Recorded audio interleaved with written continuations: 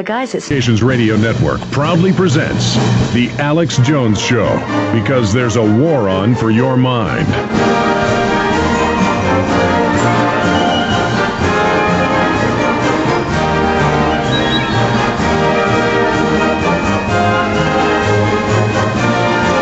It is July 3rd, 2008.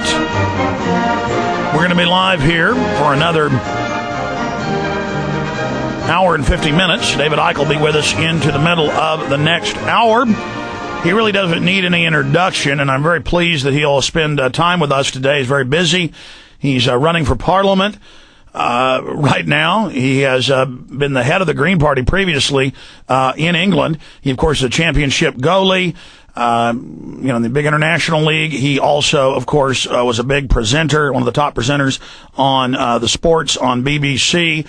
What a life he has led, and he is the author of scores of best-selling books. I agree with about 99% of what David Icke has to say, and now I've got to sometimes say, as weird as things are, who knows, the other 1% might be right. I mean, we're on a planet hurtling through space, and God only knows. And so I really respect him. I appreciate him. And he's just a great speaker and a very interesting mind, riveting individual. And so he wants to first talk about this election, and then I want to get into where he sees things going in the next few years. He's made predictions before, and they've come true, unfortunately. What he's forecasting in the next 5 to 10 years, what he's forecasting in the short term with Iran, how he thinks this is going to play out with the forces of good and evil, where he thinks mankind is going. A conversation with David Icke. And, of course, his website's davidicke.com. He has many others, and we have links to those up on Infowars.com and PrisonPlanet.com. David Icke, thank you for spending time with us. Pleasure, Alex. You've got the floor. Talk about whatever you'd like, sir. Well, it's kind of interesting. Just in the last hour, I'm looking at some of the things that are happening around me here. What happened was that a guy called David Davis, who's a Conservative member of Parliament, they're in the opposition here to the Labour government, he was the Home Affairs spokesman. And when the Labour government forced through, with outrageous manipulation, a law a few weeks ago to allow, quote, terrorist suspects, in other words, once we've got it in the people, to be held for 42 days without charge, he suddenly resigned and said that he was going to resign his seat, and he was going to stand again in his constituency and seek re-election on the issue, totally one issue, of the Big Brother state in Britain.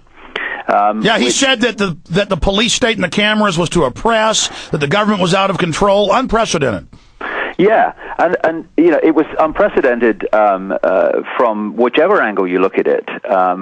This man doing this, and obviously you put him on the back burner, and you see how this plays out. This guy David Davis. Anyway, I'm watching the news one night a couple of weeks ago, and it's clear that the Labour Party is not going to put up a candidate against him, because they say the election is a farce. For that, put it through the translation decoder, we would get slaughtered, and here's our excuse not to. The other major party in Britain, the Liberal Democrats, are not standing against him because they say they agree with what he's doing, and so basically he's on his own. So I thought, well, okay, I'll stand. And I'll stand for two reasons. One, to have a debate with him about the Big Brother state, and two, to point out, and this is the major point, that it is not just the arrogant, authoritarian Labour government in this country that's bringing in the Big Brother state. It's global, and it doesn't just include surveillance cameras and DNA databases. It's a whole tapestry of interconnected change, everything from the European Union to the war on terror. Well, take Texas and other states. They're passing laws that the computer repairman, by the way, he's not paid by the government to do this, must snoop through your computer and have a law enforcement degree to repair computers, not even a pretense of a Fourth Amendment or privacy. They're training all the children publicly in the U.S. and in England now to spy on their parents. I mean, it's like everything has gone into warp drive. Exactly, it has, and the point I've been making, and since I started to decide to stand, was this very point. It's happening in every country. So how on earth can it just be the Labour government? And the reason I'm standing well, the programs even have the same names. Exactly. So I'm standing here to use the platform and get what mainstream media coverage I can as they cover these things like by-elections to get this point across. And I'm going on the line, Big Brother, the big picture. But what then starts to emerge is that people that are coming up to this constituency to support David Davis and are on his website, he's coming up to support me in opposing Big Brother. Well, there are some very strange bedfellows this guy's got. First of all, there's a guy coming up here called Ed Vasey, MP, to oppose the Big Brother state. Well, hold on a second. He was one of the original signatories to something called the Henry Jackson Society, started in 2005, named after a former U.S. senator.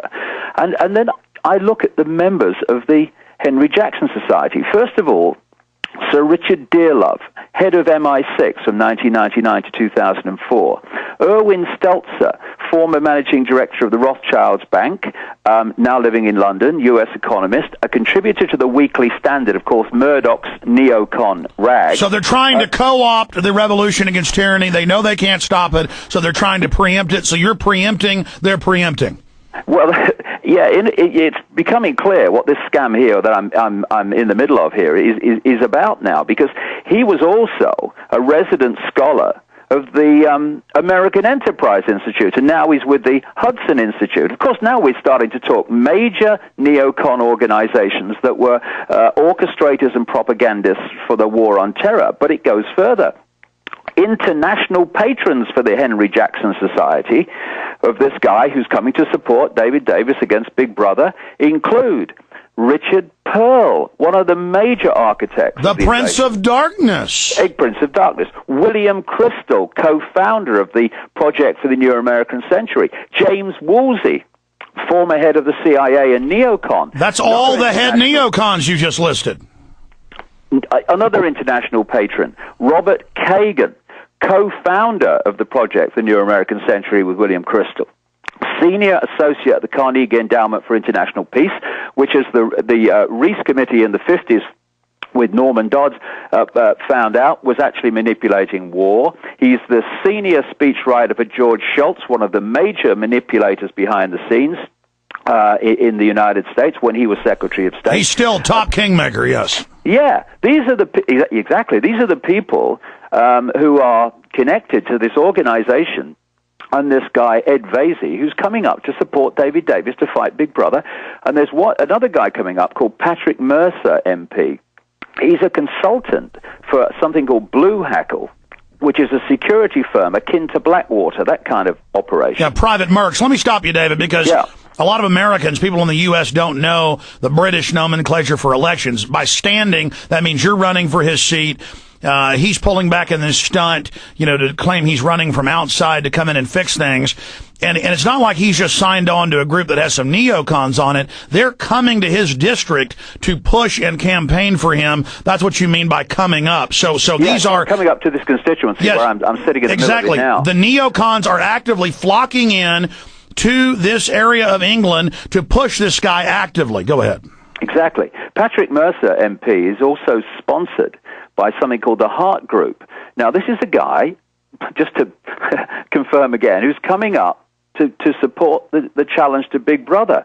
Well, this Heart Group that sponsors this Patrick Mercer produces electronic passports, border control systems for security, vehicle registration and tracking, biometric identification systems, etc., etc. And it's very clear that you know what it's like, Alex. If you have an awareness starting to